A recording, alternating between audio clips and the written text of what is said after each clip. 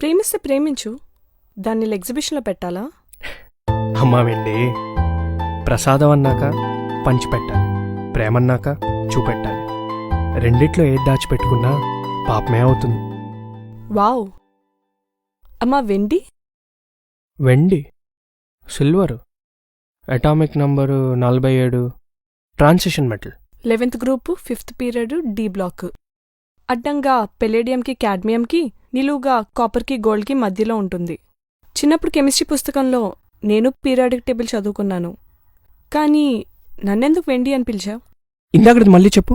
నన్నెందుకు కెమిస్ట్రీ పుస్తకంలో కొంచెం కాపర్కి గోల్డ్కి మధ్యలో ఆ రెండోది మళ్ళీ చెప్పండి. గోల్డ్. దానివల్లే అన్యాయం జరిగిపోతుంది ఇక్కడ. వాట్? ఇప్పుడు ఇంట్లో నువ్వున్నావు, మీ చెల్లుంది. పనులిద్దరు బానే చేస్తారు.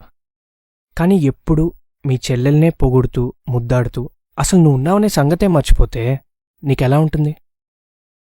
వెండి, బంగారం రెండింటినీ వాడతాం. ఇంకా చెప్పాలంటే బడ్జెట్ని దృష్టిలో పెట్టుకుని కొన్ని విషయాలకు వెండిని వాడడానికే ఇష్టపడతాం. ఈ కాళ్ళకి పట్టీలు, వేళ్లకి మెట్టెలు, పూజలకో వ్రతాలకో చేతిలో పెట్టడానికి కుంకుమబరిణీలు, ఇన్ని పనులకు వెండిని వాడుకుంటూ ముద్దొచ్చినప్పుడు మాత్రం మనుషుల్ని పట్టుకుని బంగారం బంగారం అంటే వెండి బాధపడతా? పాపం, దానికి మాత్రం మనసు ఉండదా?